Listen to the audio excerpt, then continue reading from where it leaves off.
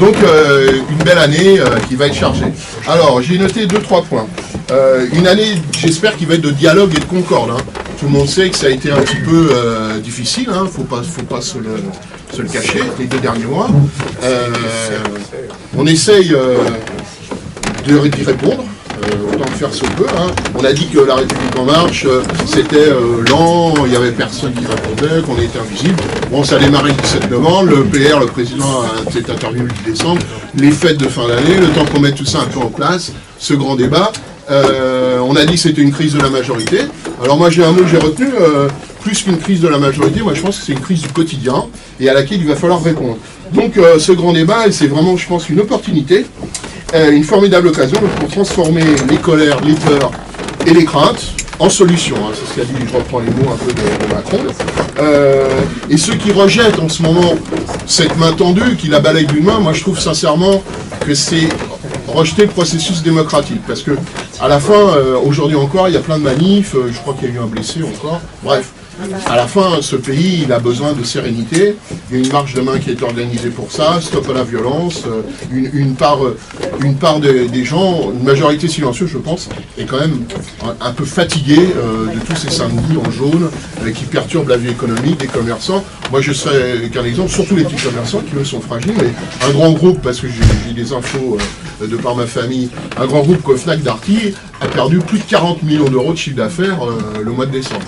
Contre l'année dernière. Donc ça, c'est quoi? C'est du chômage partiel, c'est des primes en moins pour les salariés, c'est éventuellement du licenciement ou des CDD qui sont pas renouvelés. Bref, ça a un impact quand même hyper important. Donc je pense que tous ceux qui le rejettent sont un peu de mauvaise foi, dans ce sens, nous on réclame des choses qui sont la plupart du temps un peu, ils le savent, pas raisonnables, genre démission de Macron, dissolution de l'Assemblée, un référendum révocatoire, tout ça ils le savent plus ou moins, que ça ne va pas aboutir, mais que ça leur permet de continuer une espèce de bronca permanente pour alimenter leur manifestation. Donc je pense que les gens, la majorité, je l'espère, va s'apercevoir qu'à un moment donné, ce refus de dialogue va se retourner un peu contre eux, je l'espère. Donc la REM va prendre part en tant que contributeur à ce débat. Ça ne va pas être initié par le mouvement, spécialement, mais on va l'ouvrir à tout le monde. Donc chacun, on en a discuté avec le comité politique tout à l'heure, on va ouvrir, on va organiser des débats. Ça ne sera pas estampillé REM, mais on l'ouvrira à tout le monde, pour évidemment pas que les gens pensent que c'est qu'une récupération du mouvement. Non, c'est vraiment une main tendue pour qu'on trouve des solutions. Donc on sera en tant que contributeur. Donc il va y avoir des éléments à l'initiative de la REM. On va envoyer de la plateforme un calendrier. Il y a déjà une douzaine d'événements qui sont organisés. Et donc nous, on va participer, on va rajouter. Tout ça sera mis sur cette plateforme qui s'appelle granddébat.fr. Et donc on va alimenter cette plateforme avec les mouvements.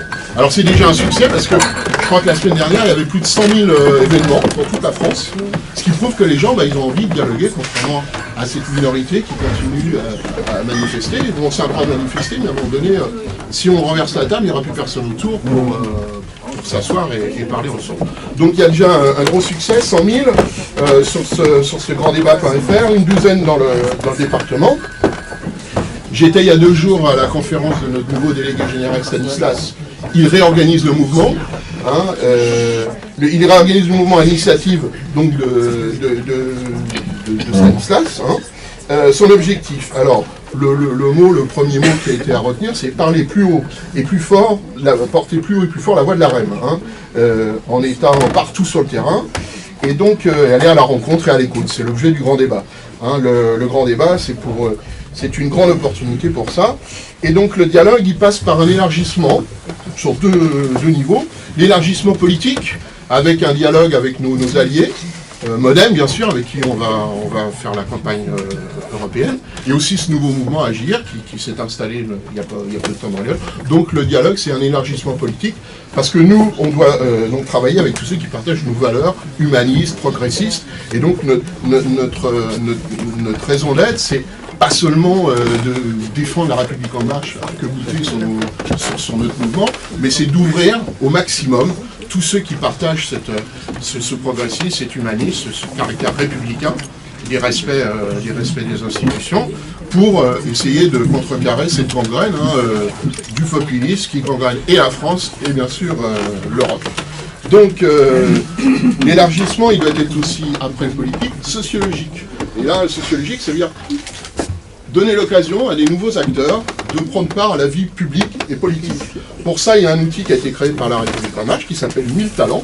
Pourquoi 1000 talents? C'est en gros une dizaine de talents à identifier dans une centaine de départements. Donc, vous faites bien le calcul, 10 fois 100 000. Et nous, dans le 89, on a pris part, j'ai nommé une responsable de ce projet, qui s'appelle Isabelle Stenman, qui n'est pas là parmi nous ce soir, mais qui a fait un super boulot. Et donc, nous, on a déjà identifié 9 talents qui vont suivre une formation. Il va y avoir un séminaire, je crois, à Dijon le 8 février. 9. Parmi ces talents, 9 février. Il y en a 9, il y en a qui sont ici présents.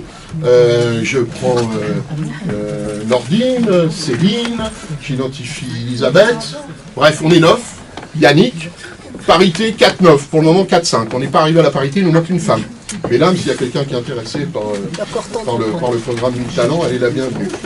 À côté de ces nouveaux talents, il est prévu des mentors. C'est quoi les mentors? Les mentors sont des gens avec expérience, qui ont déjà un parcours politique, qui ont déjà eu des mandats, que ce soit dans l'associatif, que ce soit au niveau de local, régional ou départemental. Alors des mentors, on en a pour le moment 6. Il y en a quelques-uns parmi nous. On a Jean Caspar, qui est conseiller municipal de Villeneuve. On a Philippe Richet, qui est lui le roi de l'associatif, qui est dans combien d'associations tu es? 10. 10, voilà, qui a beaucoup d'expérience. Et qui nous... La moitié celle de Lyon. Je vois qu'il y a Olivier aussi qui est là, j'ai oublié, il est aussi dans les talents. En mentor, on a que Philippe est présent. Alors on a une conseillère régionale, Muriel Collet, on a un conseiller départemental, Yves Vectin, et on a Guy Cross, Guy Cross, un ancien maire de Malais-le-Grand, et on a aussi le mari d'Isabelle Selma, la responsable du talent, qui lui aussi est un ancien maire. Bref, ce sont des gens qui ont de l'expérience, et donc ces 6-là, normalement, on avait dit une dizaine pour 10, mais bon, pour le moment, on en a 6 pour 9.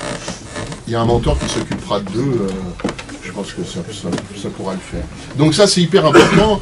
Moi, je me suis battu beaucoup là-dessus pour mettre ça en place, parce que ok, les élections, ok, le terrain, ok, le tractage, mais moi je pense à l'avenir du mouvement. Hein. C'est un truc qui me porte, hein, parce qu'à un moment donné, je vais passer la main, et donc il va falloir que des gens suivent derrière et soient formés. On vient tous pas mal, moi personnellement, de la société civile, donc il y a plein de choses qu'on ne sait pas. Hein. Ça fait 2 ans que je suis dedans, mais bon, on en apprend tous les jours. Et donc je pense que pour perdurer un mouvement, il a besoin de gens aguerris. Donc voilà. Donc ça, c'est le truc pour l'élargissement sociologique, après l'élargissement politique. Bon, alors après, bien sûr, il va falloir, après avoir gagné les idées, c'est gagner les combats politiques. Ça, c'est pas une fin en soi. On doit gagner un combat politique, pas seulement pour les gagner, mais aussi faire gagner nos idées. Hein. Et c'est pour ça que c'est le but aussi, c'est que si on les fait gagner, si c'est pas nous complètement, on s'associe à d'autres qui ont les mêmes valeurs et on les fera gagner pareil. C'est ça qui est quand même le plus important. Alors, les futurs combats, bon, il faut qu'ils soient gagnés en France et en Europe. Alors là, on arrive bien sûr la campagne européenne. Vite fait, la campagne européenne va démarrer début mars. La République en marche va dévoiler sa liste fin février, début mars. À partir de là, on va vraiment entrer dans la campagne jusqu'au 26 mai. Donc ça, c'est pour le côté technique un petit peu. Les élections européennes. Alors là, je vais encore vous citer, on n'a pas d'autre choix en fait que de mettre toutes nos forces dans cette bataille, hein, progressiste contre, ça a été vraiment identifié comme progressiste contre populiste, c'est un peu raccourci, mais c'est quand même bien la vérité quand on voit quand même les 5-6 pays, là, comme la Hongrie, l'Italie qui est quand même l'un des pays qui a fondé l'Europe, qui vire quand même au brun, le brun très foncé. Donc les Européens sont, je pense, une valeur extrêmement importante parce que cette dynamique sur la gagne, sincèrement, ces élections, ça va porter forcément, ça va rejaillir sur les élections locales futures. La REM, on va l'avoir d'un autre œil en pensant que c'est quand même le premier mouvement de France qui aura réuni le plus de suffrages. Donc je pense que dans nos projets locaux, quand on va se réclamer de la REM, ou quand on va supporter, quand ça sera supporté par la REM, je pense que ça aura quand même un poids. Hein, donc on doit mener une campagne très offensive, hein, ça c'est évident. parce que l'Europe que nous voulons, on veut sa refondation. La plupart des gens, il y en a d'autres qui, comme on dit, on n'est pas les seuls à vouloir la refonder, mais en fait on est les seuls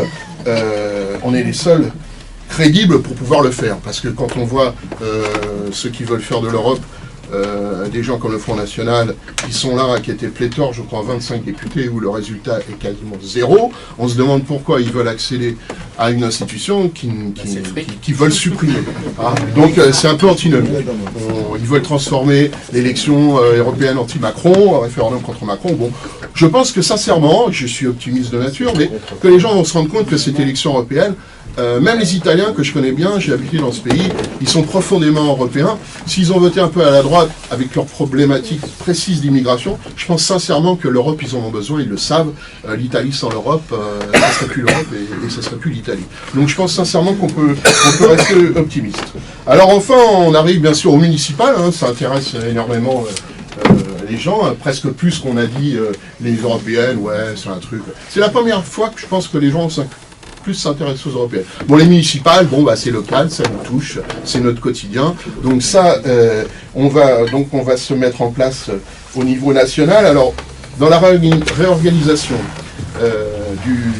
du mouvement, Stanislas a préconisé qu'il y ait un binôme stratégique, c'est-à-dire qu'il y a la commission d'investiture pour les grandes villes et les villes de plus de 9000 habitants, et à côté de ça, il y a un binôme, un homme et une femme, je pourrais vous citer les deux noms, c'est pas très important, ils ne sont pas connus du grand public, un binôme qui s'occupera en stratégie pour un peu superviser ces municipales. Il y aura un autre binôme après pour les départementales et un autre binôme pour les régionales.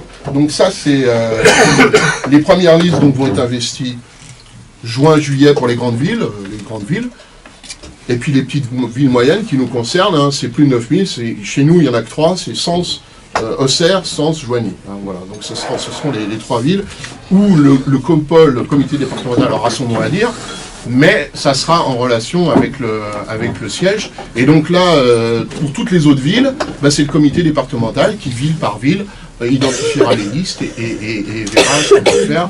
Le but c'est d'aller vers les maires qui ont fait un bon job et qui partagent nos valeurs, ne pas aller contre eux, mais d'essayer d'aller avec eux et de leur proposer des gens de notre mouvement pour les accompagner. Et clairement, les villes qui sont clairement identifiées comme opposantes, je pense à Sens, hein, qui est tenue par LR, et là, on va monter une liste En Marche, qui sera peut-être pas estampillée En Marche, ou dedans, elle sera soutenue par la reine, et chacun dans la liste sera identifié comme République En Marche, Agir, peut-être même WDI, ou sans étiquette, peu importe. L'important, c'est de monter une liste en opposition à ces mairies qui ne nous sont pas favorables. Voilà. Donc, vous avez bien compris que on a pas mal de boulot. Hein. L'année 2019 va se séparer en 3 temps. Premier trimestre, le grand débat. Deuxième trimestre, les européennes. Et deuxième semestre, les municipales, on va être à plein. Je serai à plein dedans à partir du mois de juin. Voilà. Donc, je vous remercie tous d'être venus, d'avoir écouté ce truc. Je n'ai pas été trop long. Et je vous souhaite encore une belle année. Et puis maintenant, je vous invite à boire la traditionnelle galette. Il y a du crémant, du vin blanc et du cidre. Et il y a un truc auquel j'ai pensé, c'est ceux qui vont avoir la chance d'avoir la fève, ils se réunissent pour faire une petite photo.